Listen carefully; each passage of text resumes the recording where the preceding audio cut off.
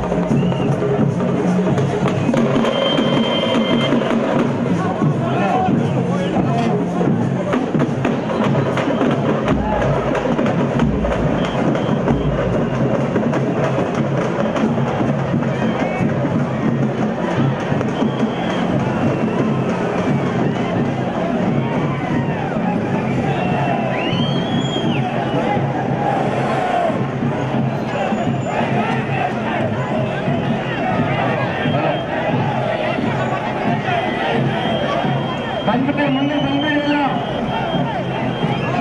ಬಂದ್ಬಿಡಿ, ಹಿಂದೆ ಇರ್ತಕ್ಕಂಥವರೆಲ್ಲ ಮುಂದಕ್ಕೆ ಬಂದ್ಬಿಟ್ಟು.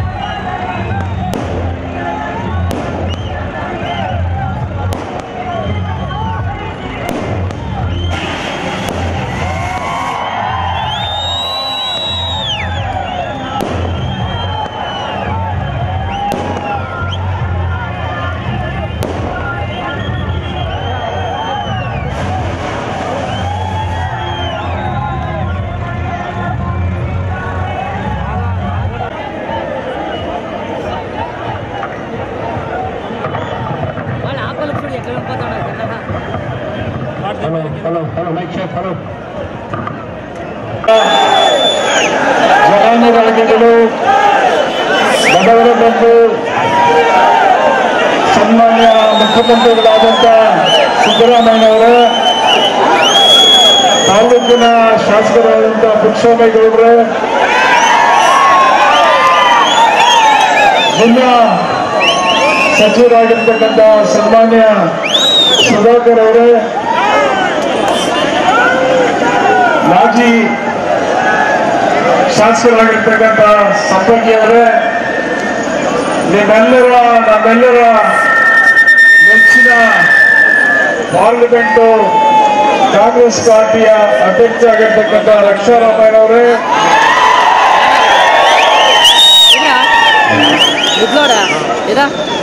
ಸನ್ಮಾನ್ಯ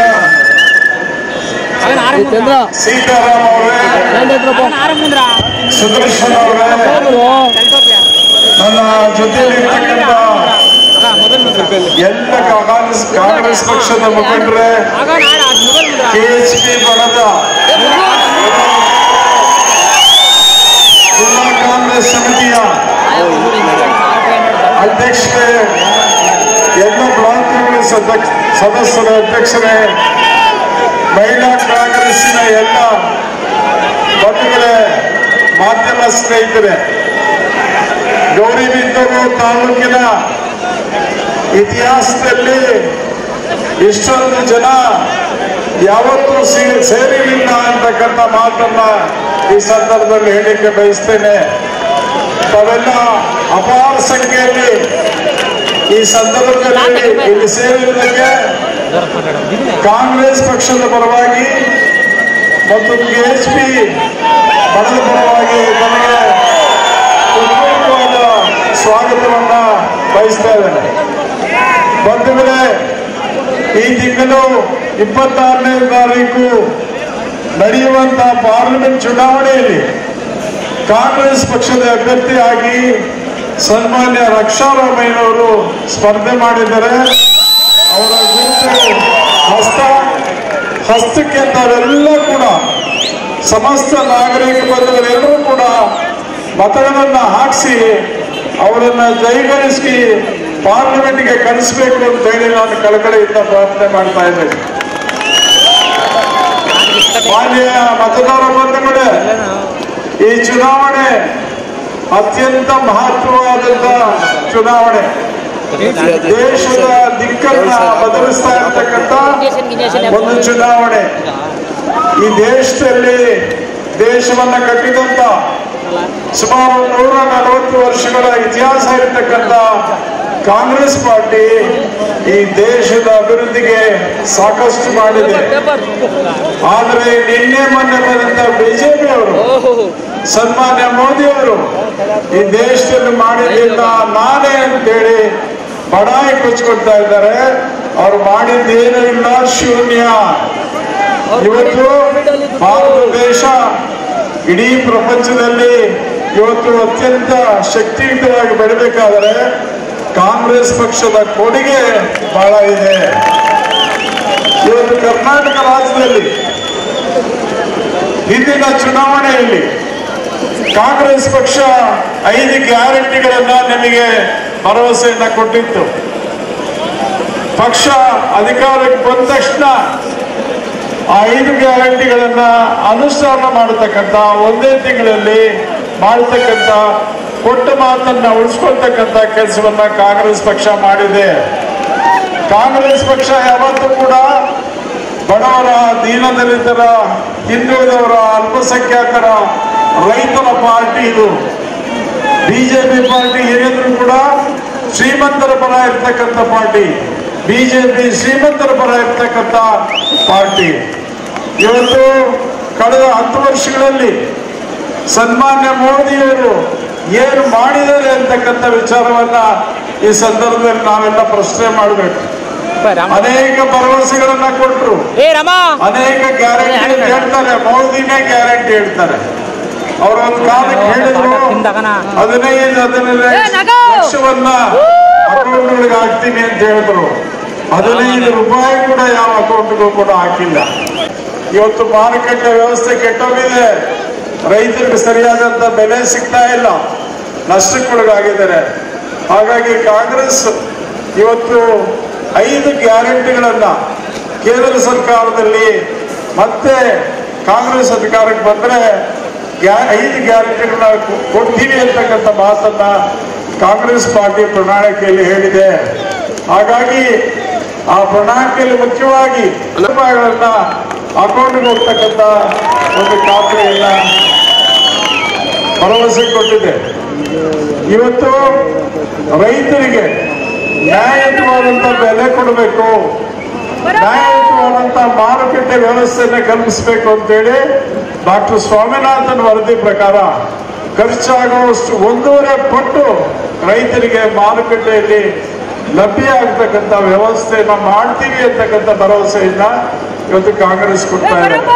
ಕಾರ್ಮಿಕರಿಗೆ, ಕೂಲಿ ಕಾರ್ಮಿಕರಿಗೆ ಅವರು ಸಂರಕ್ಷಣೆ ಮಾಡ್ತಕ್ಕಂಥ ಅನೇಕ ಜನಪರ ಯೋಜನೆಗಳನ್ನ ಕೂಡ ಇವತ್ತು ಕಾಂಗ್ರೆಸ್ ಪಾರ್ಟಿ ಪ್ರಣಾಳಿಕೆಯಲ್ಲಿ ಘೋಷಣೆ ಮಾಡಿದೆ.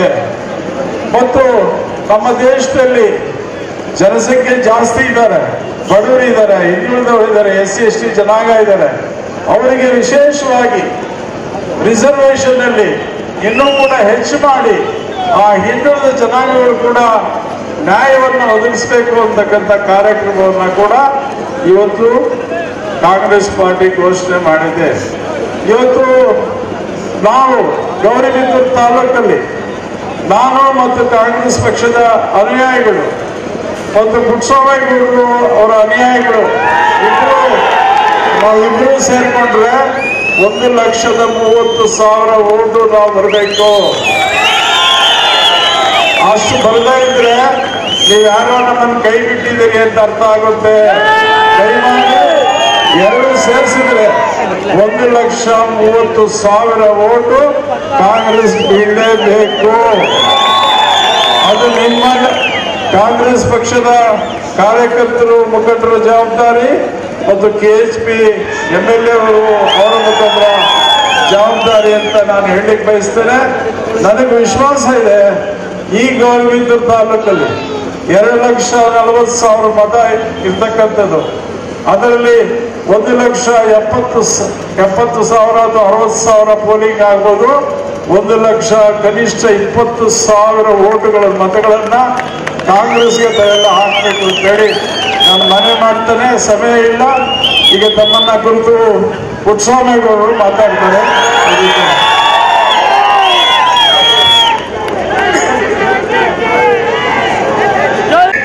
26ನೇ ತಾರೀಕು ನಡೆಯತಕ್ಕಂಥ ಲೋಕಸಭಾ ಚುನಾವಣೆಯಲ್ಲಿ ಕಾಂಗ್ರೆಸ್ ಪಕ್ಷ ನಮ್ಮ ರಕ್ಷಾ ರಾಮಯ್ಯನವರನ್ನ ಅಭ್ಯರ್ಥಿಯಾಗಿ ಆಯ್ಕೆ ಮಾಡಿದೆ. ಅದಕ್ಕೋಸ್ಕರ ಇವತ್ತು ಪ್ರಚಾರ ಕಾರ್ಯದಲ್ಲಿ ಅದೇ ರೀತಿ ಉನ್ನತ ಶಿಕ್ಷಣ ಸಚಿವರಾದಂಥ ಸುಧಾಕರ್ ಸರ್ ಬಂದಿದ್ದಾರೆ. ಅದೇ ರೀತಿ ಮಾಜಿ ಪರಿಷತ್ತಿನ ಸಭಾಪತಿಗಳಾದಂತಹ ಸುದರ್ಶನ್ ಅವರು ಬಂದಿದ್ದಾರೆ. ಹಾಲಿ ವಿಧಾನ ಪರಿಷತ್ ಸದಸ್ಯರಾದಂತಹ ನಜೀರ್ ಅಹಮದ್ ಅವರು ಬಂದಿದ್ದಾರೆ. ಅದೇ ರೀತಿ ಮಾಜಿ ವಿಧಾನಸಭಾ ಸದಸ್ಯರಾದಂತಹ ಸಂಬಂಕಿ ಅವರು ಬಂದಿದ್ದಾರೆ. ಅದೇ ರೀತಿ ನಮ್ಮ ಕಾಂಗ್ರೆಸ್ ಪಕ್ಷದ ಅಭ್ಯರ್ಥಿಯಾದಂತಹ ರಕ್ಷಾ ರಾಮಯ್ಯ ತಂದೆಯವರಾದಂತಹ ಸೀತಾರಾಮ್ ಅವರು ಬಂದಿದ್ದಾರೆ. ಅದೇ ರೀತಿ ಅನೇಕ ಮುಖಂಡರುಗಳು, ಕಾಂಗ್ರೆಸ್ಸಿನ ಅನೇಕ ಮುಖಂಡಗಳು, KHP ಬಣ ಅನೇಕ ಮುಖಂಡಗಳು ಮತ್ತು ಕಾಂಗ್ರೆಸ್ ಕಾರ್ಯಕರ್ತರು ಮತ್ತು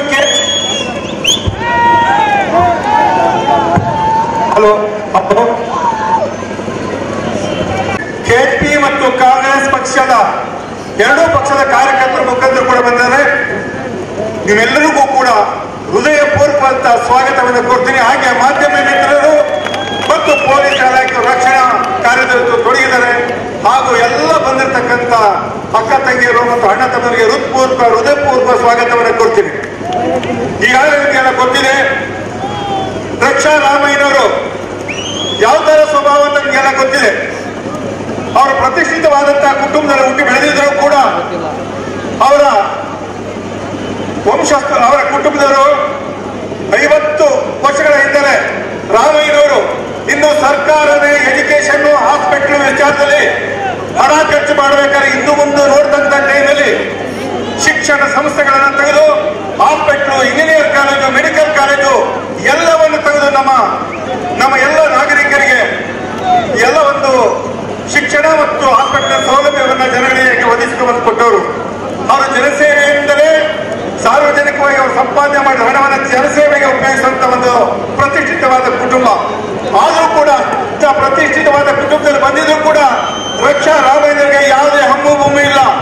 ಎಲ್ಲರ ಜನ ಜೊತೆ, ಬಡವರು ಮಧ್ಯಮ ವರ್ಗ ಪ್ರತಿಯೊಬ್ಬರ ಜೊತೆ ಯಾವುದೇ ಭೇದ ಭಾವ ಇಲ್ಲದೆ ಬೆರೆಯುವಂತ ಲಕ್ಷಣಗಳು ಕೂಡ ಇರುವಂತ ವ್ಯಕ್ತಿ, ಸರಳ ಸಜ್ಜನಿಕೆಯ ವ್ಯಕ್ತಿ. ಅಂತ ವ್ಯಕ್ತಿ ನಮ್ಮ ಚಿಕ್ಕಬಳ್ಳಾಪುರ ಕ್ಷೇತ್ರದಲ್ಲಿ ಕಾಂಗ್ರೆಸ್ ಅಭ್ಯರ್ಥಿಯಾಗಿ ಸ್ಪರ್ಧೆ ಮಾಡಿರೋದು ನಮಗೊಂದು ವಿಧವಾದ ಅದೃಷ್ಟ ಅಂತ ನನ್ನ ಭಾವನೆ. ಇಂಥ ಅಭ್ಯರ್ಥಿಗೆ ಬರುವ ಎಲೆಕ್ಷನ್ ನಲ್ಲಿ ಅತ್ಯಧಿಕ ಮತವನ್ನು ಕೊಟ್ಟು ನಾವು ಗೆಲ್ಲಿಸಿಕೊಡ್ಬೇಕಾಗಿದೆ. ಇದಕ್ಕೆ ಆಧಾರವಾಗಿ ನಮ್ಮ ಸಿದ್ದರಾಮಯ್ಯ ಸಾಹೇಬರು ಕೊಟ್ಟಿರತಕ್ಕಂಥ 5 ಗ್ಯಾರಂಟಿಗಳು ಅವು ಕೂಡ ಆಧಾರವಾಗಿದೆ ಮತ್ತು ಮೂಲಭೂತವಾಗಿ ರಕ್ಷಣೆ ಒದಗಿಸ್ತವೆ. ಅವ್ರು ಕೊಟ್ಟಿರುವಂತಹ 5 ಗ್ಯಾರಂಟಿಗಳು ಒಂದಕ್ಕಿಂತ ಒಂದು ವಿನೂತನವಾದಂತಹ ಗ್ಯಾರಂಟಿಗಳು. ಗೃಹ ಜ್ಯೋತಿ ಇರಬಹುದು, ಗೃಹಲಕ್ಷ್ಮಿ ಇರಬಹುದು, ಅನ್ನಭಾಗ್ಯ ಇರಬಹುದು, ಅಥವಾ ಯುವನಿಧಿ ಇರಬಹುದು, ಶಕ್ತಿ ಯೋಜನೆ ಇರಬಹುದು. ಒಂದಕ್ಕಿಂತ ಒಂದು ಜನಪರವಾದಂತಹ ಯೋಜನೆಗಳು.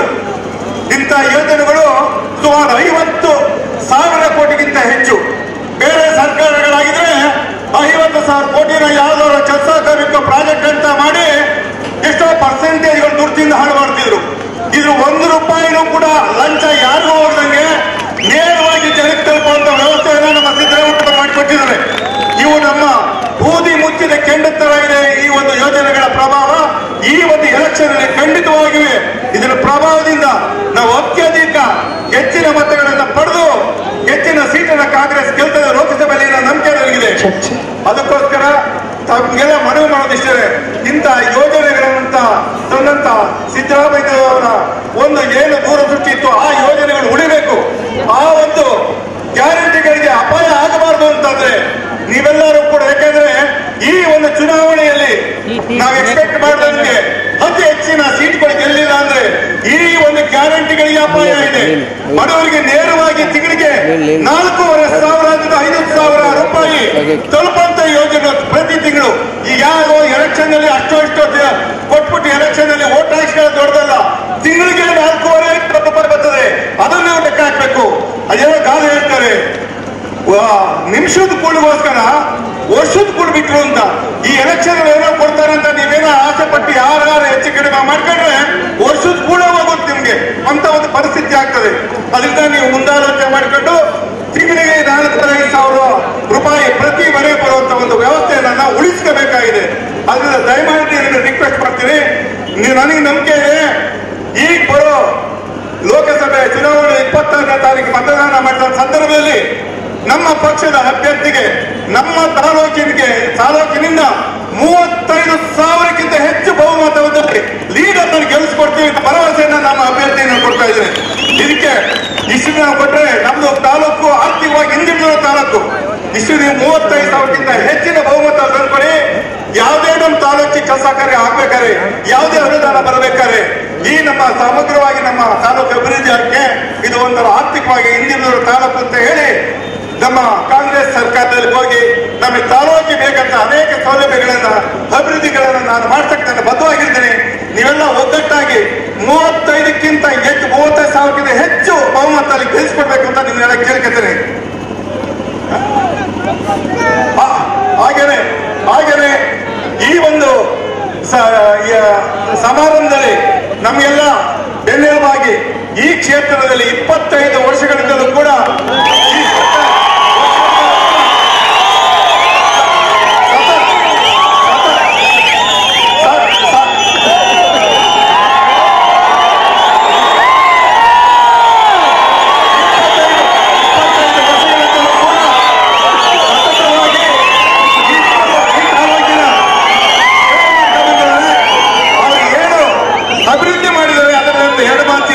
ಅವರು ವೈಯಕ್ತಿಕವಾಗಿ ಅವ್ರ ಬಗ್ಗೆ ನನಗೆ ಗೌರವ ಇದೆ.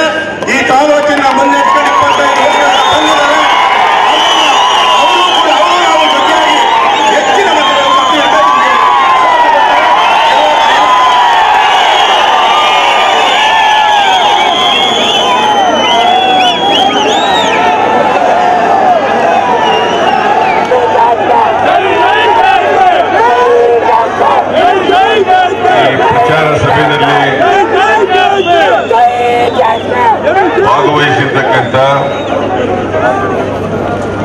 ಮಾಜಿ ಸಚಿವರಾದಂಥ ಶ್ರೀ ಶಿವಶಂಕರ ರೆಡ್ಡಿ ಅವರು,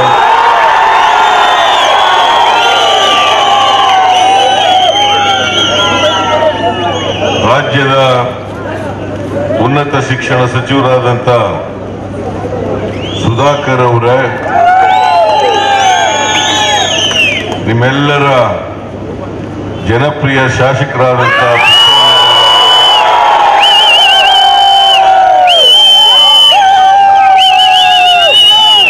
ನಮ್ಮ ಪಕ್ಷದ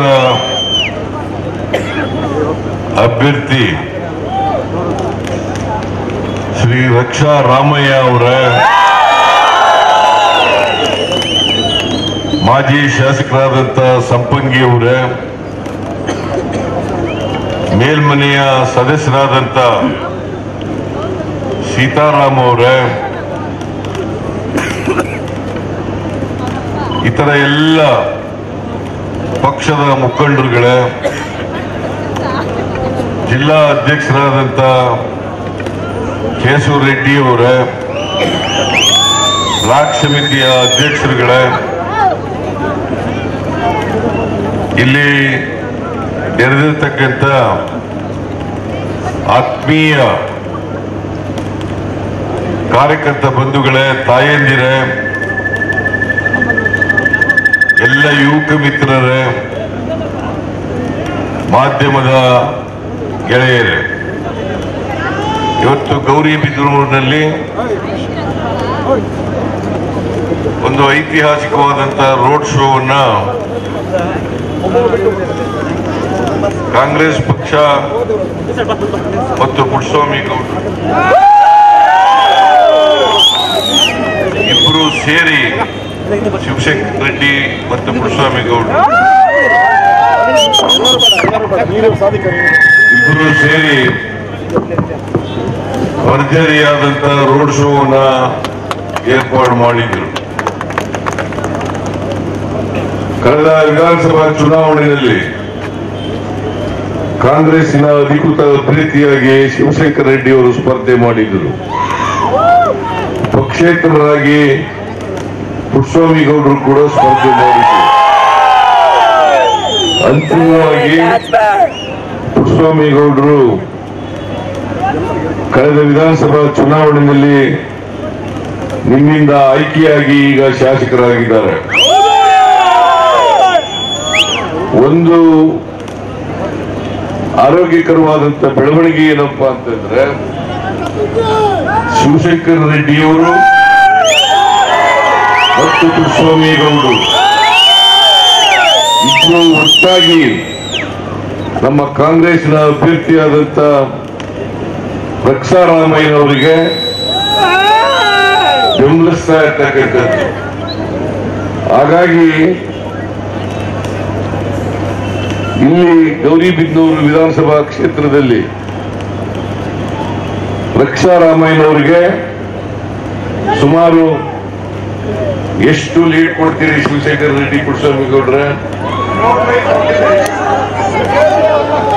ಇವರಿಬ್ರು ಒಟ್ಟು ಸೇರಿರೋದ್ರಿಂದ ಕನಿಷ್ಠ 50,000 ಅಂತರದಲ್ಲಿ 50,000 ಅಂತರದಲ್ಲಿ ಗೌರಿಬಿದನೂರಿನಲ್ಲಿ ನಮಗೆ ಮತ ಬರ್ತದೆ ಅಂತಕ್ಕಂಥ ವಿಶ್ವಾಸ ಬಂದಿದೆ ನನಗೆ.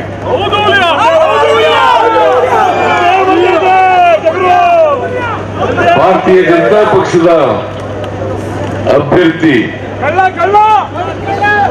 ಅತ್ಯಂತ ಕಡು ಭ್ರಷ್ಟ,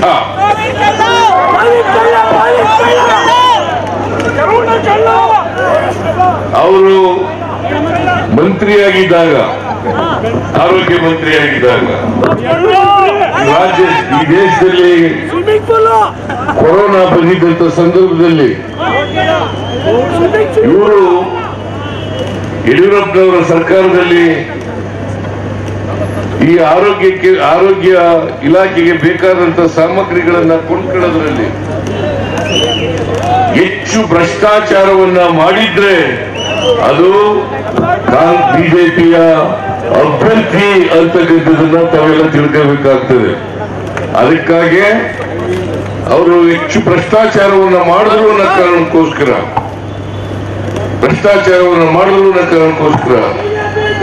ಚಿಕ್ಕಬಳ್ಳಾಪುರ ವಿಧಾನಸಭಾ ಕ್ಷೇತ್ರದಲ್ಲಿ ಅವರನ್ನ ಮನೆ ಕಳಿಸಿದ್ದಾರೆ. ಈಗ ಇನ್ಫ್ಲೂಯೆನ್ಸ್ ಮಾಡಿ ಲೋಕಸಭೆಗೆ ಮತ್ತೆ ಸ್ಪರ್ಧೆ ಮಾಡಿದ್ದಾರೆ. ಚಿಕ್ಕಬಳ್ಳಾಪುರ ವಿಧಾನಸಭಾ ಕ್ಷೇತ್ರದಲ್ಲಿ ತಿರಸ್ಕರಿಸಲ್ಪಟ್ಟಂತ ವ್ಯಕ್ತಿ ಇಲ್ಲಿ ಗೆಲ್ಲಬೇಕಾ? ಗೆಲ್ಲಿಸ್ತೀರಾ? ಗೆಲ್ಲಬಾರದು.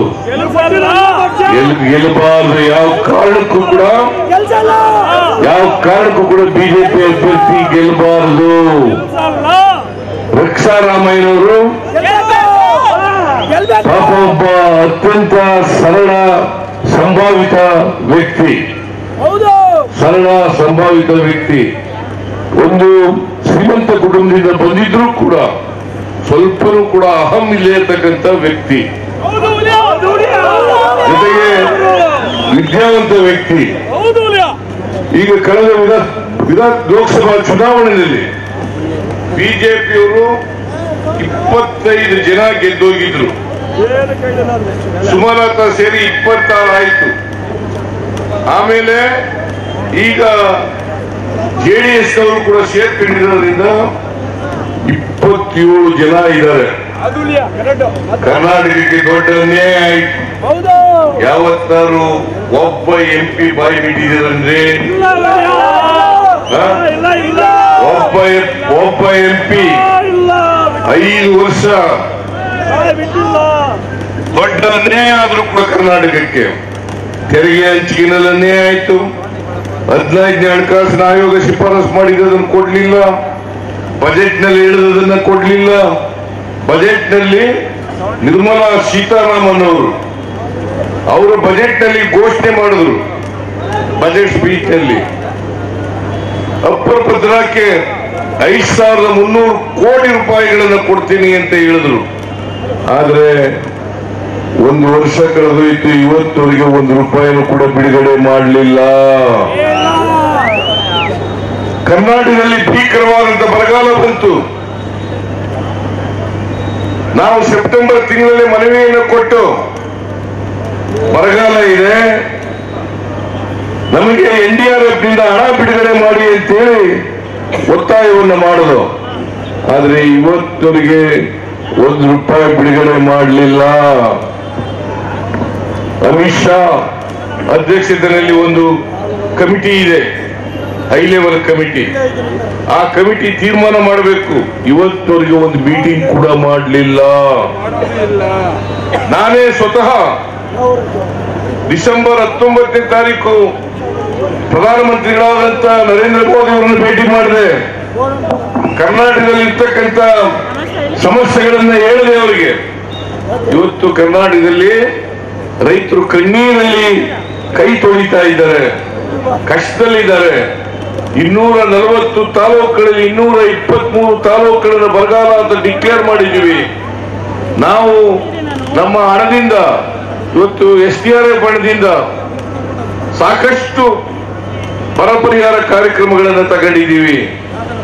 ಸುಮಾರು 34 ಲಕ್ಷ ರೈತರಿಗೆ 2,000 ರೂಪಾಯಿನಂತೆ ತಾತ್ಕಾಲಿಕವಾಗಿ ಇನ್ಪುಟ್ ಸಬ್ಸಿಡಿಯನ್ನ 650 ಕೋಟಿ ರೂಪಾಯಿಗಳನ್ನ ಖರ್ಚು ಮಾಡಿ ಕೊಟ್ಟಿದ್ದೀವಿ ಅಂತ ನರೇಂದ್ರ ಮೋದಿ ಅವರಲ್ಲಿ ಪರಿಪರಿಯಾಗಿ ನಾನು ಬೇಡ್ಕೊಂಡ್ರು ಕೂಡ ನರೇಂದ್ರ ಮೋದಿ ಅವರು ಕೇಳ್ಕೊಂಡ್ರೆ ಹೊರತು ಏನೂ ಕ್ರಮ ತಗೊಳ್ಳಿಲ್ಲ.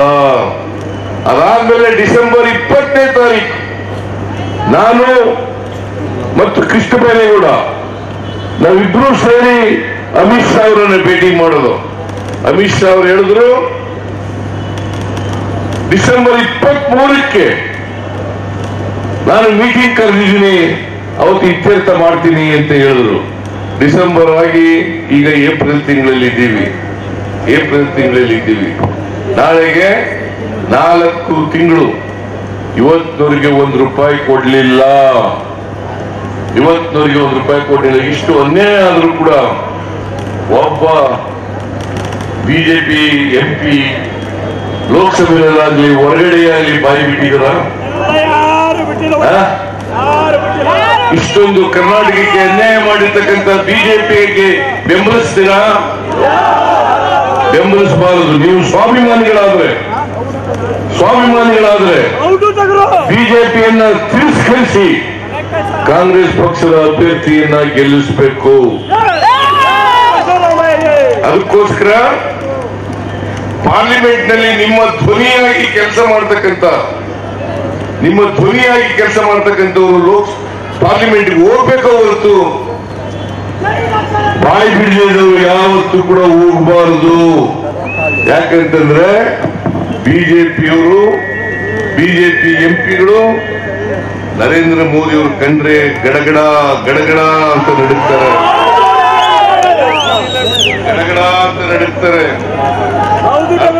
ಬಿಜೆಪಿ ಅವರು ಕಳಿಸಿ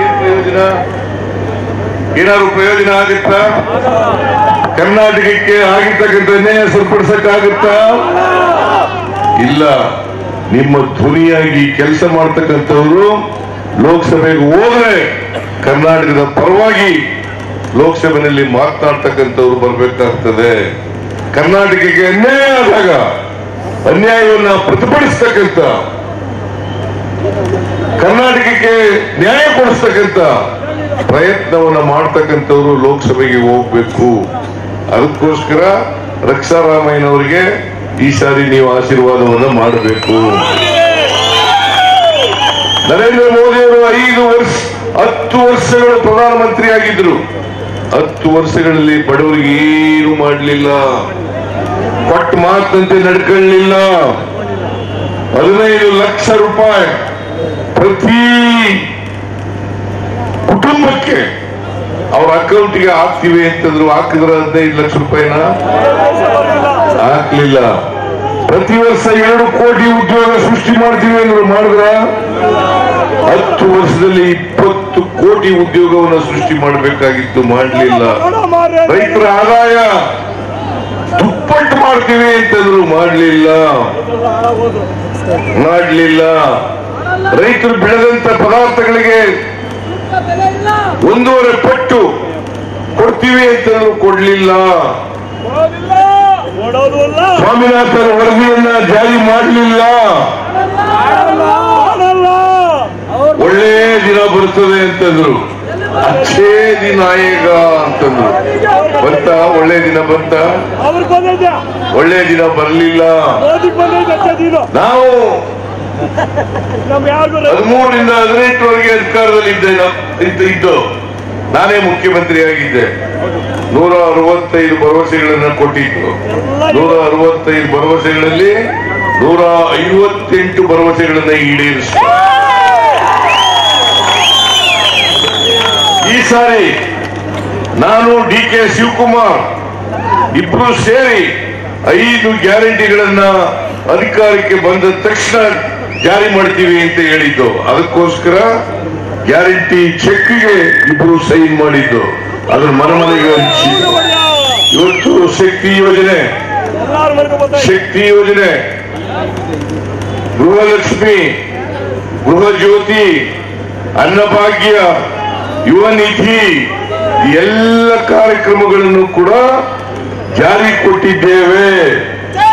ಇವತ್ತು ಮುಂದೆ ನಿಂತ್ಕೊಂಡು ಎದೆ ಎತ್ತಿ ನಿಮ್ಮ ಆಶೀರ್ವಾದ ಕೇಳ್ತಕ್ಕಂಥ ಶಕ್ತಿ ನಮಗಿದೆ. ಬಿಜೆಪಿಗೆ ಯಾವ ಶಕ್ತಿ ಇದೆ? ಬಿಜೆಪಿಗೆ ಅವ್ರು ಕೊಟ್ಟ ಮಾತಂತೆ ನಡ್ಕೊಂಡಿದ್ದಾರ? ನಡ್ಕೊಂಡಿಲ್ಲ. ನಾವು ಕೊಟ್ಟ ಮಾತಂತೆ ನಡ್ಕೊಂಡಿದ್ದೇವೆ. ನಾವು ಅಧಿಕಾರಕ್ಕೆ ಬಂದ 8 ತಿಂಗಳಲ್ಲಿ ಎಲ್ಲ 5 ಗ್ಯಾರಂಟಿಗಳನ್ನು ಕೂಡ ಜಾರಿ ಕೊಟ್ಟಿದ್ದೇವೆ. 5 ಗ್ಯಾರಂಟಿಗಳನ್ನು ಕೂಡ ಜಾರಿ ಕೊಟ್ಟಿದ್ದೀವಿ. ನೀವೆಲ್ಲ ಯೋಚನೆ ಮಾಡಬೇಕು. ಯಾರು ಕೊಟ್ಟ ಮಾತಂತೆ ನಡ್ಕೊಳ್ತಾರೆ, ಯಾರು ಸುಳ್ಳು ಹೇಳ್ತಾರೆ ಅಂತಕ್ಕಂಥದನ್ನ ತೀರ್ಮಾನ ಮಾಡಬೇಕಾಗ್ತದೆ. ಭಾರತೀಯ ಜನತಾ ಪಕ್ಷದವರು ಇವತ್ತಿನವರಿಗೆ ಕೊಟ್ಟ ಮಾತಿನಂತೆ ನಡ್ಕೊಂಡಿಲ್ಲ. ನರೇಂದ್ರ ಮೋದಿ ಅವ್ರಿಗೆ ಜ್ಞಾಪಕ ಆಗೋದು ಕರ್ನಾಟಕ ಯಾವಾಗಪ್ಪ ಅಂತಂದ್ರೆ ಚುನಾವಣಾ ಸಂದರ್ಭದಲ್ಲಿ ಮಾತ್ರ. ಪ್ರವಾಹ ಬಂದಾಗ ಬರಲಿಲ್ಲ, ಬರಗಾಲ ಬಂದಾಗ ಬರಲಿಲ್ಲ, ಜನರ ಕಷ್ಟ ಸುಖ ಏನು ಅಂತ ಕೇಳಲಿಲ್ಲ. ಇವತ್ತು ನಾವು 4,30,000 ಕೋಟಿ ರೂಪಾಯಿ 4,30,000 ಕೋಟಿ ರೂಪಾಯಿಗಳನ್ನ ತೆರಿಗೆ ರೂಪದಲ್ಲಿ ಕೇಂದ್ರಕ್ಕೆ ಕೊಡ್ತೀವಿ. ನಮ್ಗೆ ವಾಪಸ್ ಬರೋದು ಎಷ್ಟಪ್ಪ ಅಂತಂದ್ರೆ 55,000 ಕೋಟಿ ಮಾತ್ರ. 55,000 ಕೋಟಿ ಮಾತ್ರ. ಇದನ್ನ ಕೇಳಿದ್ರೆ ನರೇಂದ್ರ ಮೋದಿ ಅವರು ಹೇಳ್ತಾರೆ ಸಿದ್ದರಾಮಯ್ಯನವರು ದೇಶ ಹೊಡಿತಕ್ಕಂಥ ಕೆಲಸವನ್ನು ಮಾಡ್ತಾರೆ. ನಮ್ಮ ಒಬ್ರು ಲೋಕಸಭಾ ಸದಸ್ಯರು DK ಸುರೇಶ್ ಅವರೊಬ್ರು ಮಾತ್ರ ಕರ್ನಾಟಕಕ್ಕೆ ಅನ್ಯಾಯ ಆಗಿದೆ,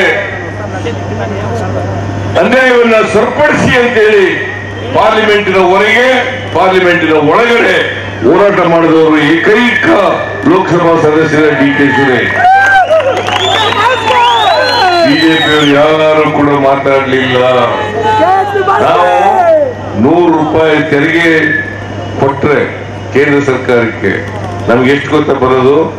ಬರೀ 13 ರೂಪಾಯಿಗಳು ಮಾತ್ರ. ಈ ಅನ್ಯಾಯ ಸಹಿಸ್ಕೋಬೇಕಾ? ಈ ಅನ್ಯಾಯ ಕೇಳೋರು ಬೇಕಾ ಬೇಡ? ನಾನು ಡೆಲ್ಲಿಗೆ ಹೋದೆ, ಎಲ್ಲ ಶಾಸಕರನ್ನ ಎಲ್ಲ ಮಂತ್ರಿಗಳನ್ನ ಕರ್ಕೊಂಡು ಡೆಲ್ಲಿನಲ್ಲಿ ಪ್ರತಿಭಟನೆಯನ್ನು ಮಾಡುವ ಒಂದು ದಿನ. ಇಷ್ಟೊಂದು ಅನ್ಯಾಯ ಆಗ್ತಾ ಇದೆ ನಮಗೆ, ಅನ್ಯಾಯ ಸರಿಪಡಿಸಿ ಕರ್ನಾಟಕಕ್ಕೆ ನ್ಯಾಯ ಕೊಡಿ ಅಂತೇಳಿ ಹೇಳಿದ್ರು ಕೂಡ ಇವತ್ತವರಿಗೆ ಕೊಡ್ಲಿಲ್ಲ. ನರೇಂದ್ರ ಮೋದಿಯವರು ಬರೀ ಸುಳ್ಳು ಹೇಳ್ಕೊಂಡು ನಾಟಕ ಆಡ್ಕೊಂಡು ಇವತ್ತು ಜನರನ್ನ ವಂಚಿಸ್ತಾ ಇದ್ದಾರೆ. ಅದಕ್ಕೋಸ್ಕರ ನೀವೆಲ್ಲರೂ ಕೂಡ ದೊಡ್ಡ ಮನಸ್ಸು ಮಾಡಿ 26ನೇ ತಾರೀಕು ಇವರ ಕ್ರಮ ಸಂಖ್ಯೆ 3, ಕ್ರಮ ಸಂಖ್ಯೆ ಇವರ ಚಿಹ್ನೆ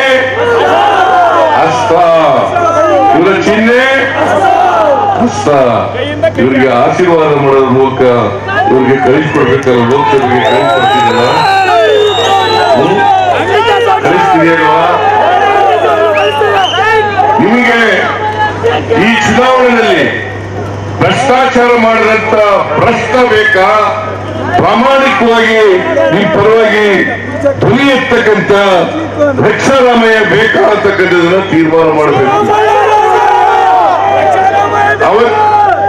ಇಷ್ಟೆಲ್ಲ ಆದ್ಮೇಲೆ ನಾನು ಅಸೆಂಬ್ಲಿನಲ್ಲಿ ರೈಸ್ ಮಾಡಿದ್ದೆ.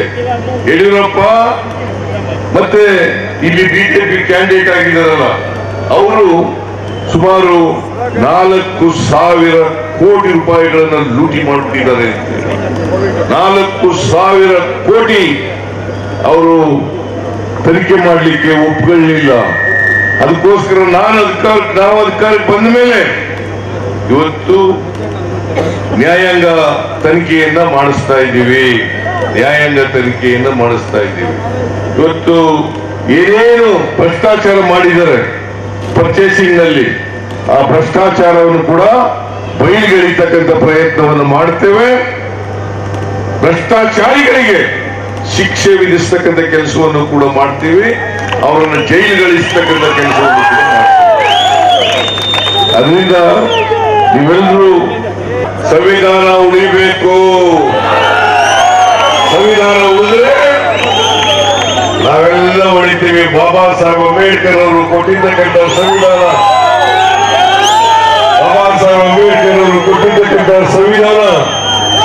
ಅದನ್ನು ರಕ್ಷಣೆ ಮಾಡ್ತಕ್ಕಂಥ ಜವಾಬ್ದಾರಿ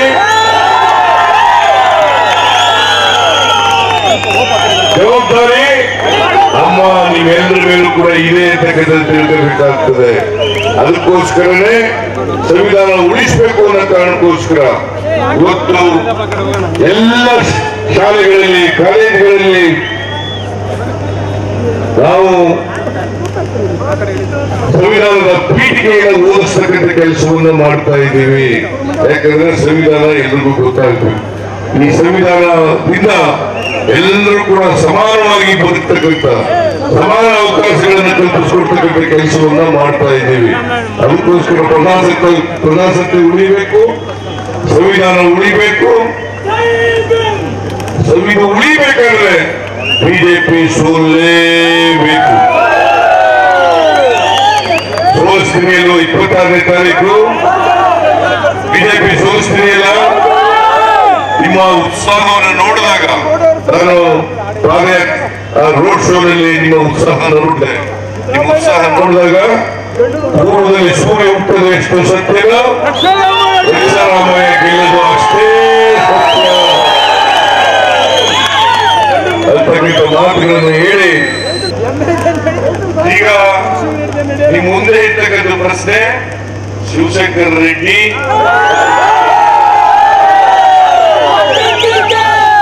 ಇಬ್ರು ಒಟ್ಟಾಗಿ ಕ್ಯಾಂಪೇನ್ ಮಾಡ್ತಾರೆ. ಇಬ್ರು ಒಟ್ಟಾಗಿ ಕ್ಯಾಂಪೇನ್ ಮಾಡ್ತಾರೆ. ಅದಕ್ಕೆ ನಾನು ಹೇಳಿದೆ, ಆಗ್ಲೇ ಹೇಳಿದೆ, ಇಬ್ರು ಒಟ್ಟಾಗಿ ಕ್ಯಾಂಪೇನ್ ಮಾಡೋದ್ರಿಂದ ಸಿದ್ದರಾಮಯ್ಯ ಪರವಾಗಿ 50,000 ಲೀಡ್ ಬರಲೇ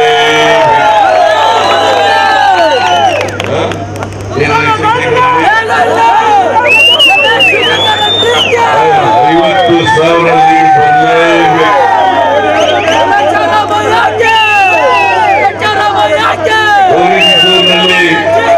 ನಮಗೆ ಹೆಚ್ಚು ನೀರು ಬರೋದ್ರಿಂದ ಹೆಚ್ಚು ಅನುಕೂಲ ಆಗ್ತದೆ ಅಂತಕ್ಕಂಥ ಮಾತುಗಳನ್ನ ಹೇಳ್ತಾ ಇವತ್ತು ಪುಟ್ಟಸ್ವಾಮಿ ಗೌಡರು ಮತ್ತು ಶಿವಶಂಕರ್ ರೆಡ್ಡಿ ಇಬ್ಬರು ಒಟ್ಟಿಗೆ ರೋಡ್ ಶೋ ಮಾಡಿದ್ದಾರೆ. ಮುಂದಿನ ದಿನಗಳಲ್ಲಿ ಒಟ್ಟಿಗೆ ಕ್ಯಾಂಪೇನ್ ಮಾಡ್ತಾರೆ. ಸೊ ಹಾಗಾಗಿ ಸಿದ್ದರಾಮಯ್ಯನವರು 100ಕ್ಕೂ ಗೆದ್ದೇ ಗೆಲ್ತಾರೆ ಅಂತಕ್ಕಂಥ ವಿಶ್ವಾಸ ನನಗಿದೆ.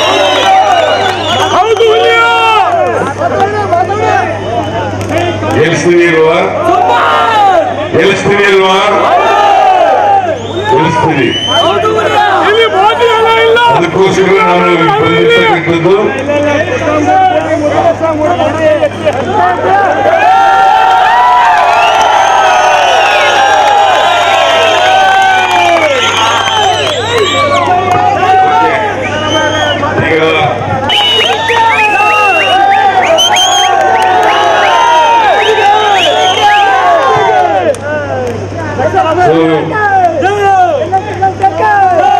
ನಿಮ್ಗೆಲ್ಲರಿಗೂ ಕೂಡ ನಮಸ್ಕಾರಗಳನ್ನ ಹೇಳಿ ನನ್ನ ಮಾತನ್ನು ಮುಗಿಸ್ತೇನೆ. ನಿಮ್ಗೆಲ್ಲ ಒಳ್ಳೇದಾಗ್ಲಿ.